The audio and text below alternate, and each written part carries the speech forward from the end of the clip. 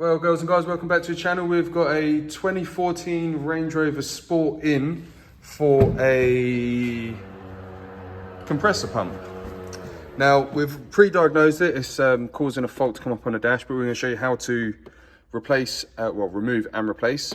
Now, normally you've got spare wheel, luggage load and everything else. Basically, all of that stuff normally goes here, but we've taken it all out just to speed this up.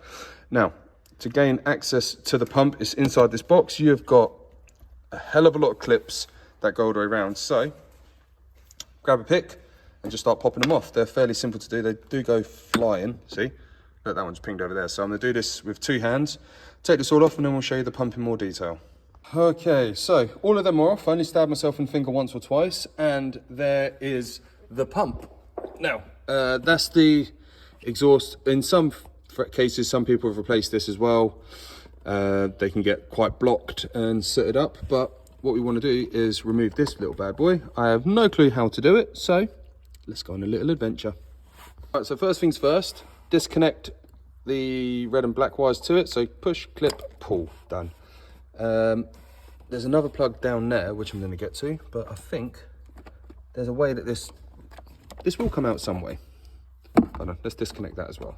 So just having a little guesstimation on how to get this out, I believe you undo these 10 mils here, and I don't know about that one, and maybe that one, because this is bolted, and I believe it's bolted from underneath because it's on some dampers to stop it vibrating. You can't just lift it up, which is good.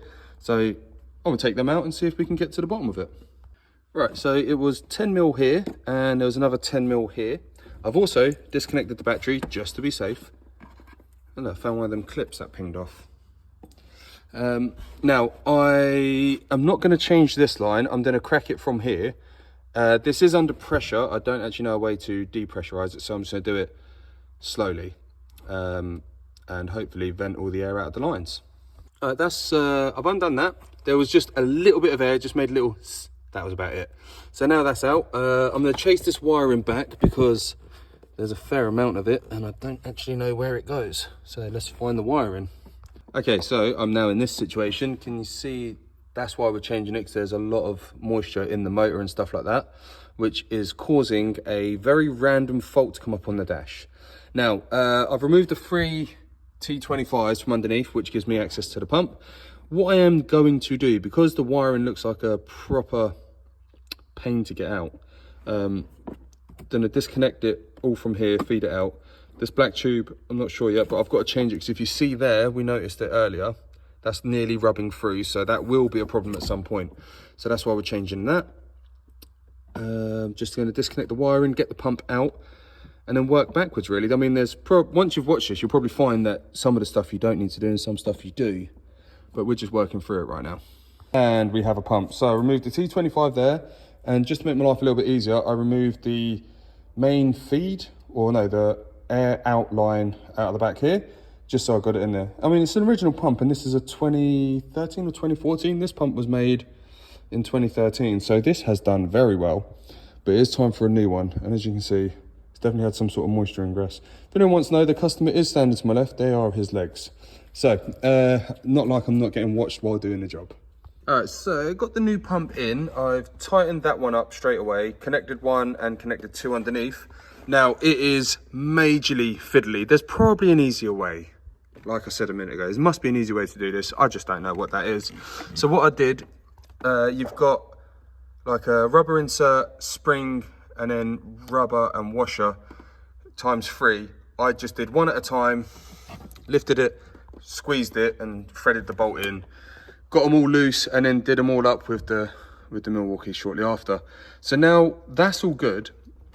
Got to connect this up next, make sure the routing's all correct. I'm going to put it all into place, and then I'm going to go on the hunt for the relay, which is probably going to be under the rear seats at a guess, but I'll find out shortly. There's still the feed pipe and filter to go on. So there's a couple of little bits I've got to do before we're at the stage of finishing it off, but overall, not that bad of a job. Obviously, if I had to change all the wiring, it probably would be a little bit more stressful because I don't know where any of them wires go, but the wiring was fine. It was literally just a problem with the pump. So we are going to continue putting the rest of it together, I guess. Okay, we're going to just move on to this. We've been looking for the air suspension relay now for about 30-40 minutes, and we cannot find one anywhere, which is becoming quite frustrating. We've been through every single one, and technically we don't have it, but that works. There we go, we just heard it vent. So now we're just gonna go through a cycle of raising the car up, dropping the car, and getting the pump to kick in. There we go, we have the suspension working. Everything seems good. Can't feel any leaks coming from where we disconnected anything. So far, so good. It's inflated the suspension nice. It's always good to double check. So just gonna go through some cycles on the pump, make sure we get no faults on the dash as well.